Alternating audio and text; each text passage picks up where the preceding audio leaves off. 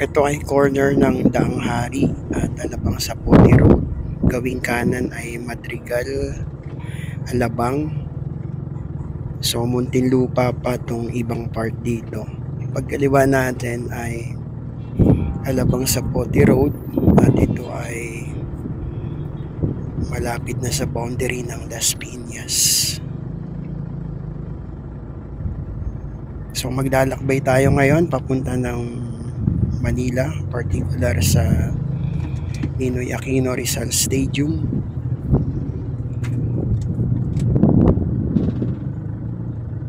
At kapag ganitong nagta-travel tayo, lagi nating pinapaalaala na i-kondisyon ng mga katawan, i-check ang sasakyan na ginagamit.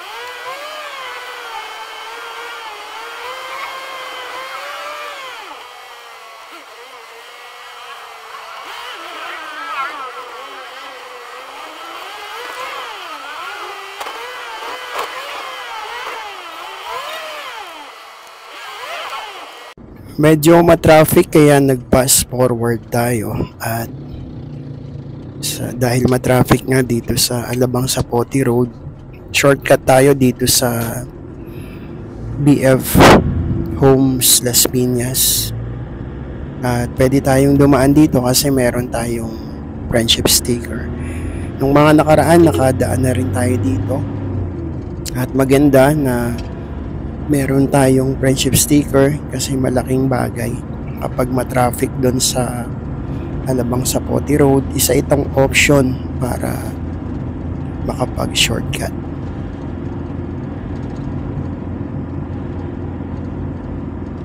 So pasok lang tayo dito sa gate, dito sa bandang unahan, tapos exit tayo dun sa gate sa may BF Homes Las Piñas International. So ito lang yung madadaanan natin dito na mayroong Las Piñas friendship sticker. Hindi tayo pwedeng pumasok dun sa mga gate ng Parañaque kasi iba na yung sticker na ginagamit nila doon. So ito ay privilege lang ng mga motorista. Ayan, pinago tayo na merong friendship sticker. So may mga piling villages or subdivisions na pwedeng dumaan kapag meron tayong ganitong friendship sticker. At kung galing kayo doon sa Alabang sa Puti Road, tapos pupunta kayo ng Sucat Parañaque, ito yung pinakamagandang daan kung meron lang ding friendship sticker.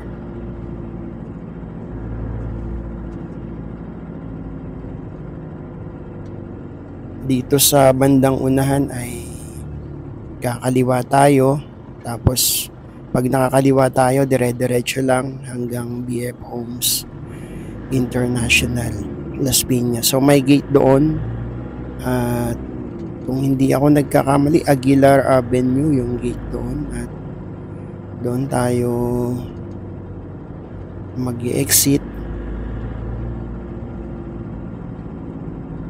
So maganda dito kasi maluwag naman yung daan, tapos mabilis din naman makakadaan dito. So dito lang tayo kakadiwa. Ayan, pagkadiwa dito ay dire-diretso lang.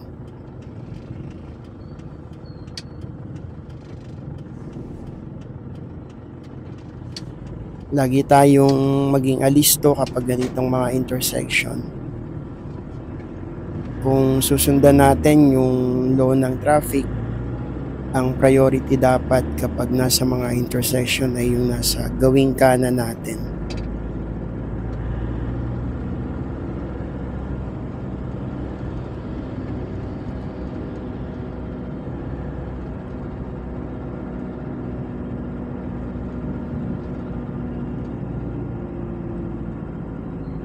Maraming salamat sa lahat ng mga sumusubaybay sa ating channel, sa lahat ng mga nag-subscribe, mga nag-comment, nag-share, nag-like. Napakalaking bagay po noon. At sa mga nakakapanood, maraming salamat po. Ang Panginoong Diyos ang mag-bless sa ating lahat. So ito po ang loob ng BF Homes Las Piñas. Dito sa kanto ay meron ditong shortcut papunta sa BF Homes Parañaque. Kaya lang ay yung mga gate nga po dyan ay kapag wala kayong sticker ng para sa BF Homes Parañaque, hindi kayo makakalusot. Maliban na lang kung mag-present kayo ng ID, magbigay ng ID, tapos babalikan. So, pinapapasok nila kung ganon. Pero kung mag-entry, mag-exit ng ibang gate, hindi po yun pwede sa kanila. Unlike dito sa friendship sticker ng Las Piñas, kaya lang, pang dito lang talaga sa mga Las Piñas villages or subdivisions. Nung mga nakaraan, marami po tayong mga naging travel na dumadaan tayo sa kabilang side, doon sa may TS Cruz subdivision, Pilar Village, tapos sa may Teresa Park Village, sa may Moonwalk Village, puro Las Piñas, at sa BF Resort Village, Philam Village. So, yun po yung mga malimit nating madaanan noon sa mga nauna nating mga video. Ngayon ay dito naman tayo sa gawing ito ng Las Piñas, pero halos boundary na kasi ito ng Parañaque at Las Piñas. Ang BF Homes kasi napakalaki nito. So, may part lang dito ang BF Homes Las Piñas, pero dun sa kabilang part mas malaki yung sakop ng BF Homes Parañaque. Kaya magkaiba yung sticker nila kasi Parañaque na yung sa kabila, at dito sa location natin ay Las Piñas pa dito.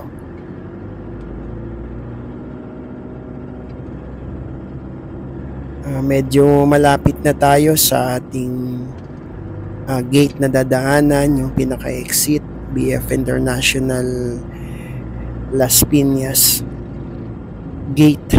So, meron din pong BF International School dito sa malapit sa kanilang post ng guard na atin pong dadaanan.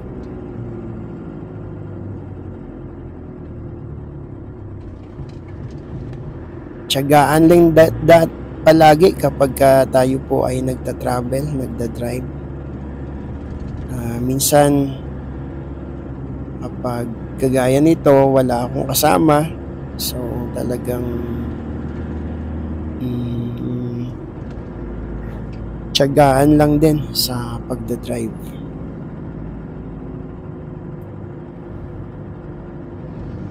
Minsan naman may mga kasama ako na habang nagta-travel, nagkakaroon ng mga kwentuhan.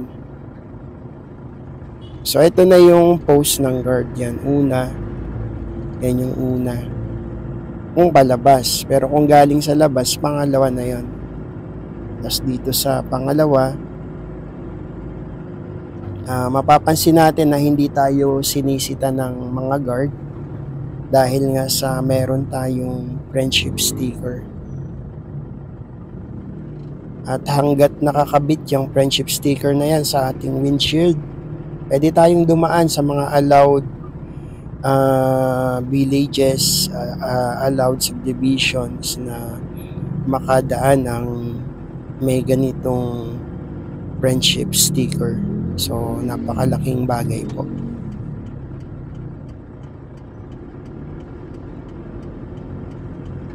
At dito sa unahan naman ay kakanan tayo sa Aguilar Avenue, tapos shortcut na tayo dun sa Naga Road. At kapag naka-shortcut tayo ay pasok tayo ng isa pang subdivision na allowed din dumaan ng may friendship sticker dahil sakop pa rin yun ng Las Piñas. Ang pangalan ng subdivision na yun ay Gatchalian Village or Gatchalian Subdivision. Pero halos boundary, may mga part na halos dikit din sa Parañaque yung subdivision na yun. Halos boundary din siya.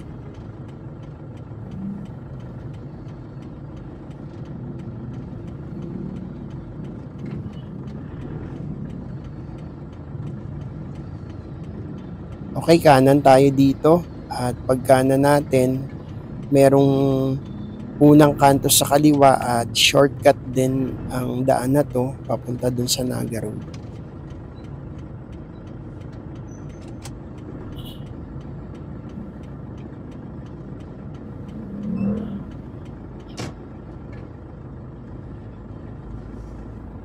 Kapag ganyan na may mga tumatawid, lagi natin silang i-priority pagbigyan natin.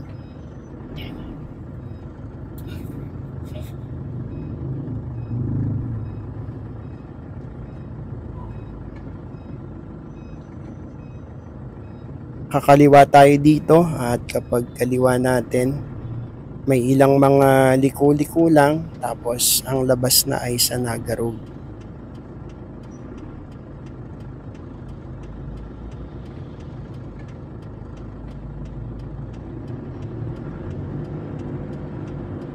Ang malimit nating experience sa ganitong mga travel natin na minsan kailangan nating mag left turn, may mga o kaya mag right turn sa intersections.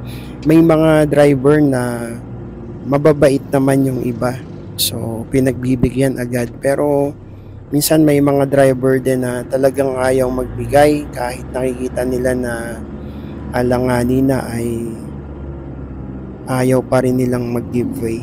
So iba-iba rin, pero tayo kapag tayo ang nasa ganong situation, pinagbibigyan natin yung mga driver na humihingi ng way para makadaan sila. Lagi din nating pinapaalala na blessed is to give than to receive. So ito yung San Antonio Valley 7 kung hindi ako nagkakamali, Las Piñas. At may shortcut to papunta ng Naga Road.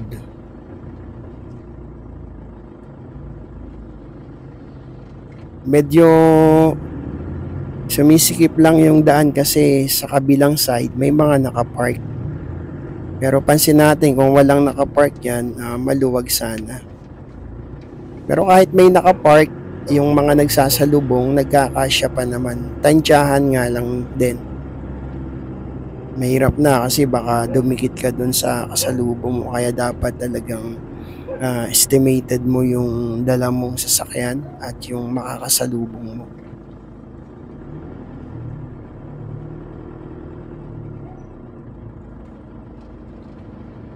So ito yung bandang unahan nito, nandito na yung Naga Road, kakaliwa lang tayo dito.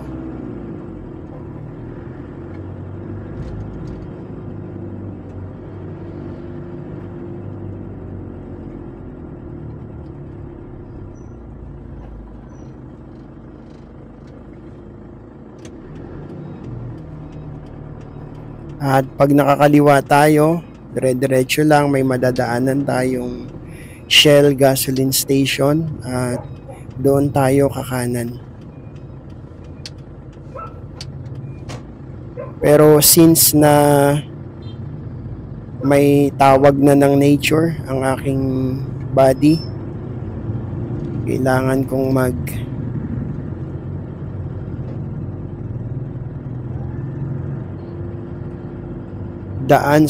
kailangan kong dumaan sa comfort room. So mahirap na nagta-travel tayo na pinipigil natin yung nararamdaman natin sa ating katawan, lalo na yung tayo ay nakakaramdam na mag-urine. So kailangan talagang hanap tayo ng place para magawa yung call of nature, sabi nga nila. So daan muna tayo dito sa Shell gasoline station at may mga comfort room naman dito.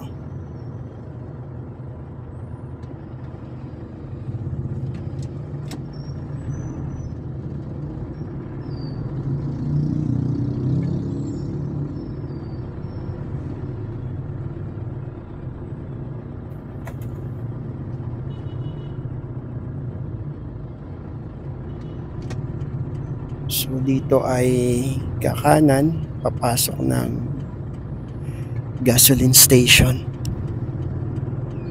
At may mga space naman ng parking dito. Kung madalian lang na magpa-park, mabilisan lang, may mga allotted space naman dito.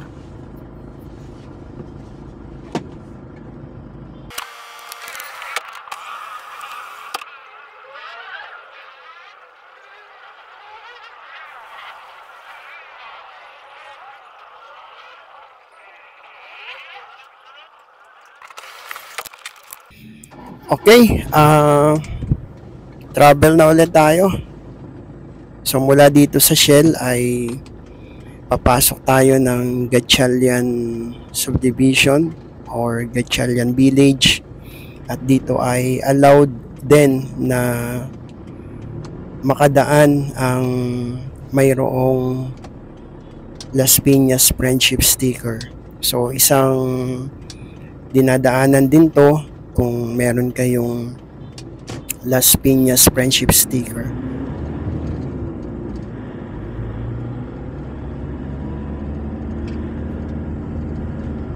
Gatchalian Subdivision at mahalos rin to sa kabilang side, halos dikit na rin sa Parañaque.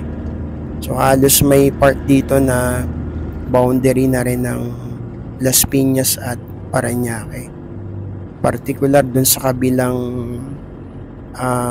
gate ng Gatchalian Subdivision. So dito yung mga guard ay naniningil naman sila. Halimbawa wala kayong friendship sticker, gusto nyong mag-shortcut dito, nung mga nakaraan 20 pesos ang ticket nila. Hindi ko lang alam ngayon kasi since meron nga tayong friendship sticker ay tuloy-tuloy na tayong nakakadaan dito.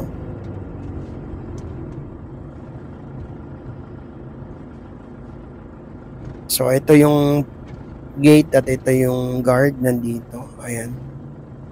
So chine-check nila yan yung mga dumadaan kung may sticker. At kapag may sticker, pinapadiretso lang. Gawi tayo dito sa kaliwa, mas madali kasi ang daan dito papunta dun sa main road palabas ng subdivision o village na to, papunta dun sa C5 extension. So doon naman tayo lalabas mamaya sa C5 extension.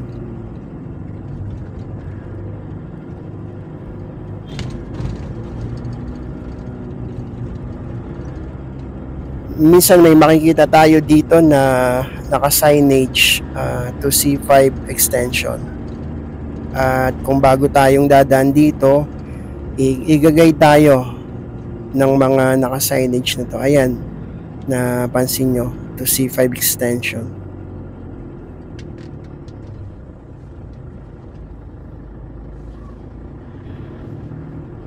Medyo malaki din yung village na to. Medyo malawak din siya.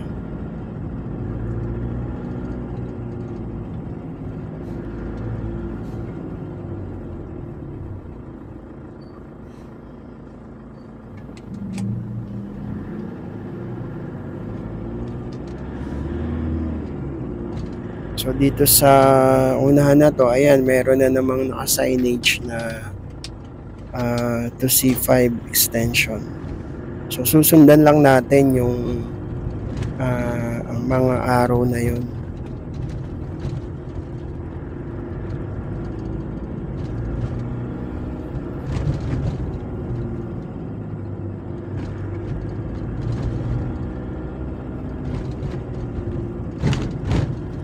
At kapag nakalabas tayo dito sa main road, medyo malapit na yung gate na mag-e-exit tayo. So malaking bagay kung meron tayong ganitong sticker. Nung nakaraan nga may nagtanong sa atin na papaano kung bagong lipat pa lang sa Las Piñas. Siguro tinutukoy niya paano makagkaroon ng sticker. At nasagot naman natin sa tulong ng Panginoon na sila po ay mag-inquire sa kanilang barangay kung bagong lipat o kaya sa mga leaders ng kanilang mga homeowners associations. So mas makapagbibigay sila ng detalyadong sagot. Pero yung isang nag-comment sa atin dati na kung talagang legitimate ka na taga Las Piñas ay pwede kang kumuha ng libre doon mismo sa City Hall. So basta kompleto lang na may provide yung mga detalye na hinihingi ng City Hall ayon sa kanya. So malaking bagay yun. Kung wala pa kayong friendship sticker at dumadaan kayo sa mga villages ng Las Piñas, pwede kayong magtanong sa mga kinauukulan para makakakuha kayo ng friendship sticker. Malaking bagay. So ito, malapit na tayo sa gate at exit na tayo dito sa gate na to. Tapos pagkalabas natin dito ay C5 extension naman yung ating madadaanan. Meron lang trailer truck na umaatras. Ayan, malaking truck to, 40 footer.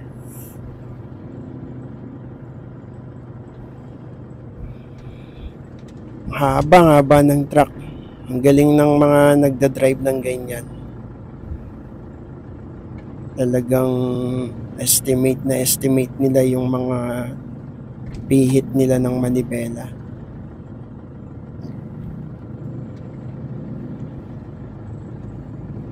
Okay, turn na natin, mag-go.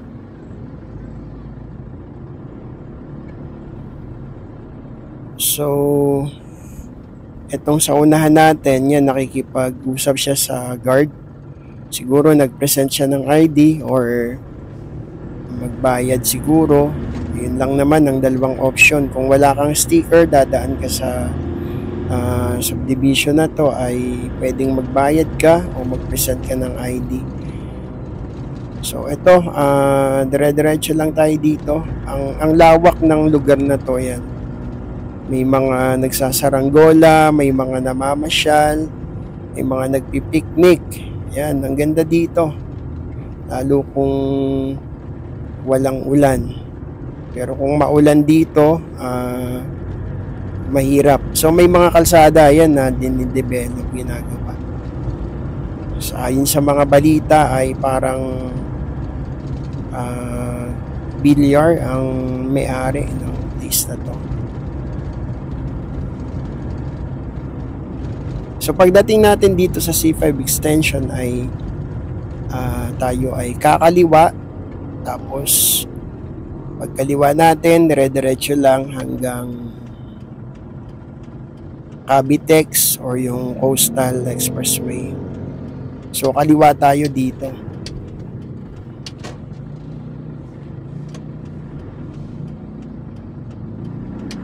Lagi tayong mag-ingat kapag ganitong intersection. Huwag basta-basta abante ng alanganin. Tiyempuhan, timing yung gagawin natin. Tapos mag-sign tayo sa mga nakakasabay natin na tayo ay liliko. At kapag nakita naman nila at naunawa, pagbibigyan naman tayo. So eto na, dire-diretso lang tayo dito sa C5 extension na to papunta ng Cavitex or Coastal Expressway.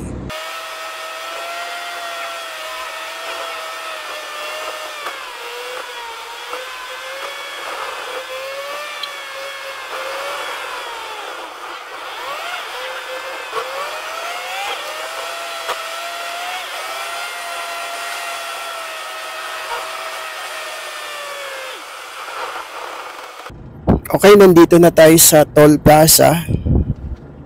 At ganyan kapag tayo ay papasok sa mga ganito o dadaan sa mga ganitong toll plaza, mag-stop tayo dun sa tama, dun sa may nakalagay na stop here. At hintayin natin na bumaba muna yung barrier mula dun sa sinusundan nating sasakyan. At saka tayo mag-proceed kapag nakababa na yung barrier. Lagi nating pinapaalala yung gano'n kasi may mga nakakasabay tayo minsan na tutok sila na masyado sa sinusundan, tapos kapag na-read yung sinusundan nila, okay na, naka-go na, tapos pag sila na hindi na ma-read kasi lumagpas nila sila dun sa area ng reading ng RFID sticker. So ginagawa nila, ibibigay nila yung kanilang RFID ID para ma-scan at saka pa lang mag-aangat yung barrier. Unlike dun ka sa tamang place na maghihintay, at kapag turn mo na, mag-go ka, madaling mariread yung RFID sticker. So dire-diretso lang to, at ang nagdudugtong dito sa bandang unahan nito ay Roxas Boulevard. So itong Coastal Expressway, ang pinakadugtong nito ay ang Roxas Boulevard. Dito sa gawing kanan, maya-maya ay meron diyang entry, rampa, paakyat ng Skyway. So, yung Skyway, pwedeng papunta ka ng SLEX at pwedeng papunta ka ng NLEX. Pero yung mga unang madadaanan, kung dadaan ka dyan sa rampa ng Skyway dito sa gawing pinakakaliwa, ay NAIA Airport Terminal. So, ang ganda ng mga tanawin dito. Itong gawing kaliwa natin, yan yung PITX or Philippine International Terminal Exchange. Ayan yung rampa ng Skyway, yung gawing kaliwa na yan.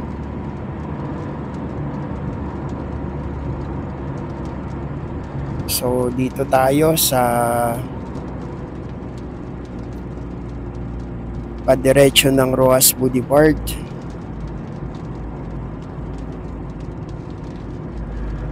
At may traffic light lang din dito.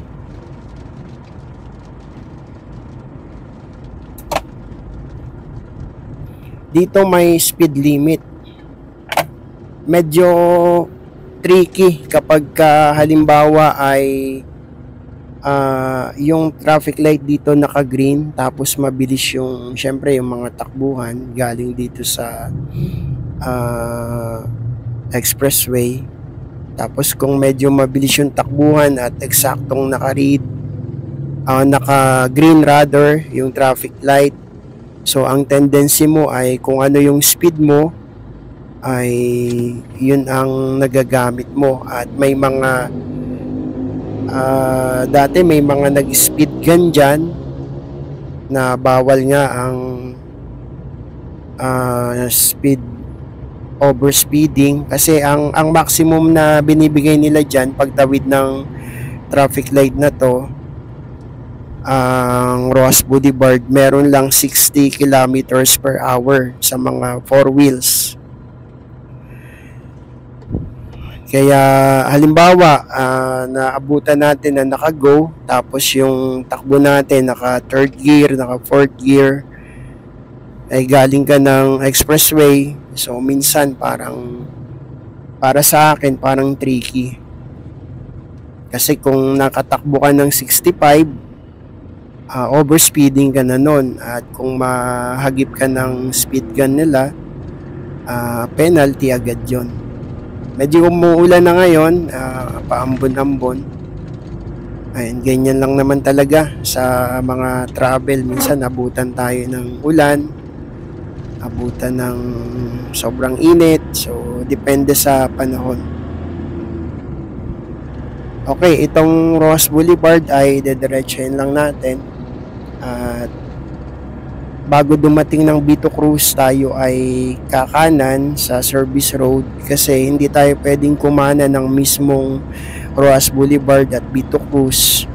Meron ding mga nanghuhuli doon, at kapag ginawa mo yun, halimbawa na napadpad ka tapos kumanan ka ng Roas Boulevard kanto ng Vito Cruz or Pio Campo, merong mga nanghuhuli. Ang kanilang binibigay na way bago dumating ng Pablo Ocampo or ng Vito Cruz, kailangan ng ang mga dadaan papunta ng Vito Cruz ay humana na kaagad sa service road. Kaya medyo dapat ay alisto din tayo kapag may mga ganong signage.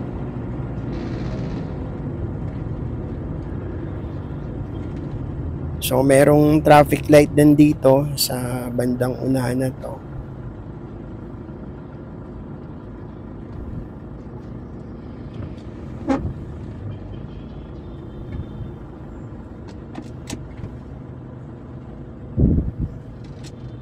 So, area na to ng Baclaran. Tapos, pagtawid natin ng tulay ay EDSA. EDSA yung ilalim.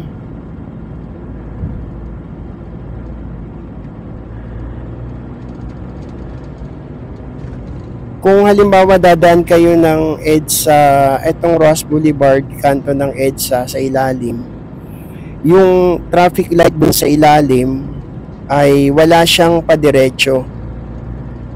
So ano lang siya, pakanan at pakaliwa. Kaya kung tatawid kayo ng Roas Boulevard, dito dapat kayo dadaan. Siyempre, yung pupunta ng MOA, doon sa ilalim at magle-left turn sila. Pero, walang padiretso yung traffic light doon. Lahat ay naka-green o naka-left. Pag nag-green yung light doon, turning left lahat. At yung kabilang side naman ay turning right. So, walang padiretso. Kaya kung dediretso kayong Roas Boulevard, dito kayo dumaan sa taas na to, sa tulay ng Roas Boulevard, ilalim ng EDSA.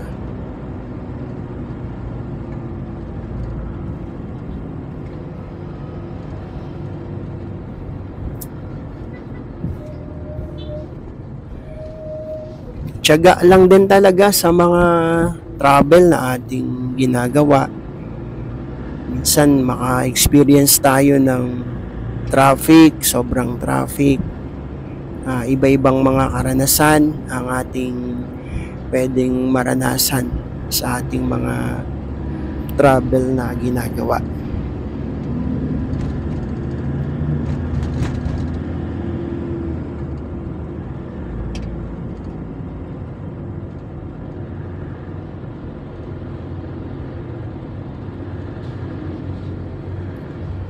Pagbaba natin dito sa tulay, ang susunod naman ay ang flyover ng Roas Boulevard. Ang ilalim ay Bandia.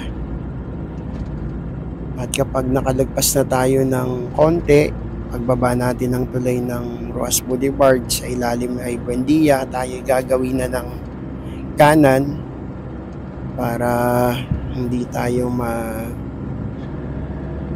maalanganin. Ulitin natin yung kanto ng Roas Boulevard at Vito Cruz, o yung Vito Cruz minsan ang tawag ay P.O. Campo. Bawal kumanan doon sa mismong kanto ng Roas Boulevard at P.O. Campo. So kung papasok kayo ng Vito Cruz, kailangan na bago mag kanto ng Vito Cruz ay dumaan na kayo sa service road sa gawing kanan.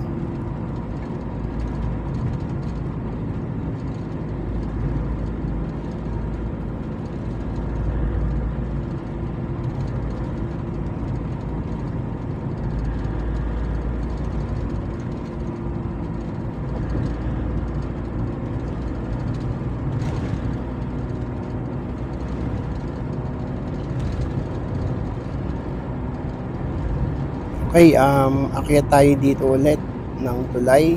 So, pangalawang tulay ito.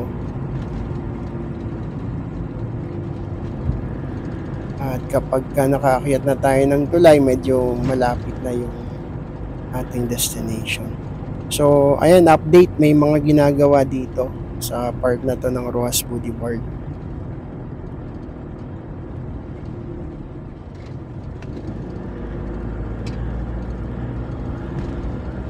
Medyo malaki yung ginagawa. So ito na yung flyover ng Roas Boulevard, ang ilalim ay Buendia.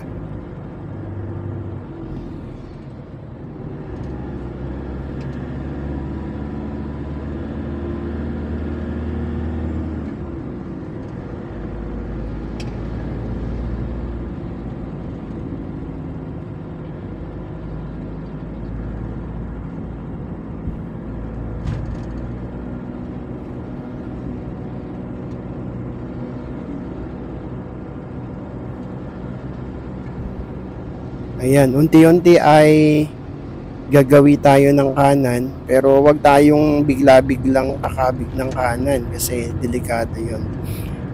Hintayin natin yung magiging clear o maluwag yung sa gawing kanan natin. So ito, may mga street na dito na inilaan talaga para makapasok tayo sa service road. So marami namang street yan. So dito tayo sa isang to, kasi yung nauna ay may naka-park, may naka-hazard. So pagpasok natin dito, kaliwa kaagad tayo. Ayan, at pakiramdaman natin both left and right.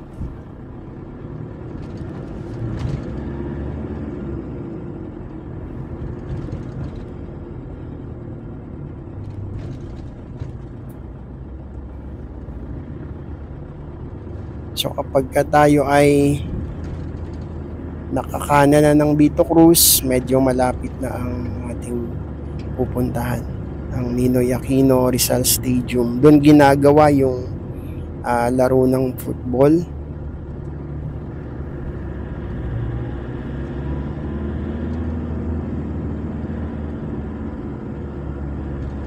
So kanan tayo dito. May traffic light lang din dito. Ayan, bawal ditong mag-go kapag naka-red yung traffic light.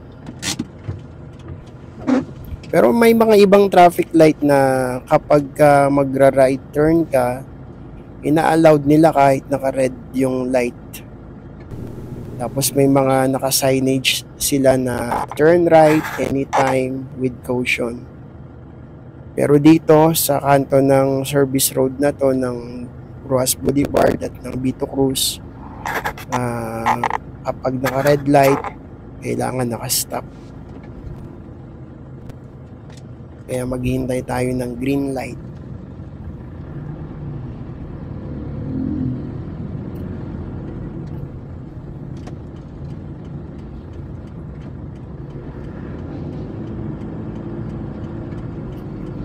Ayan, nakago na.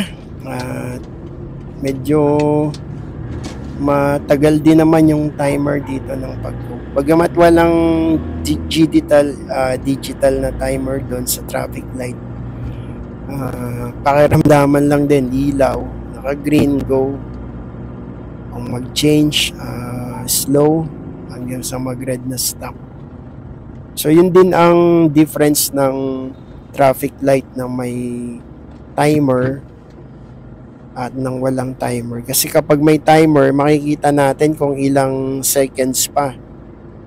At kapag walang timer, hindi natin nakikita yung halimbawa biglang nagpalit ng ilaw.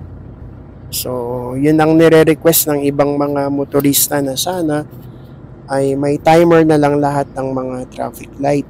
Para nga naman kung makita natin na halimbawa 10 seconds pa tapos hindi gumagalaw yung mga nasa unahan natin, hindi na tayo magugo kasi baka maabutan tayo ng pagpalit ng red light na naipit tayo sa traffic. So ganun yung request ng ibang mga motorista.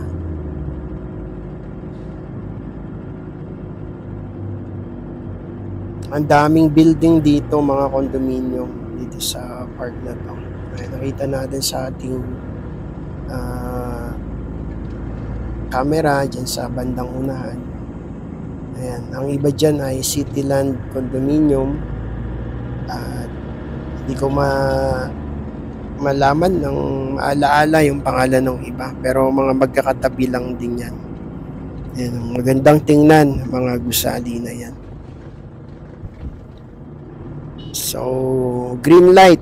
So, tawid tayo at may mga kabataan na may bit-bit na hagdan. So, napakalapit na ng ating destination. Ikot lang tayo sa circle. At maraming salamat sa lahat ng mga patuloy na sumusubaybay sa ating channel. Ang Panginoong Diyos ang mag-bless sa ating lahat. God bless us all. Nandito na tayo. Hanggang sa muli, ang inyong lingkod, Pinoy TV. Kita-kita tayo muli sa mga susunod nating mga video. God bless us all.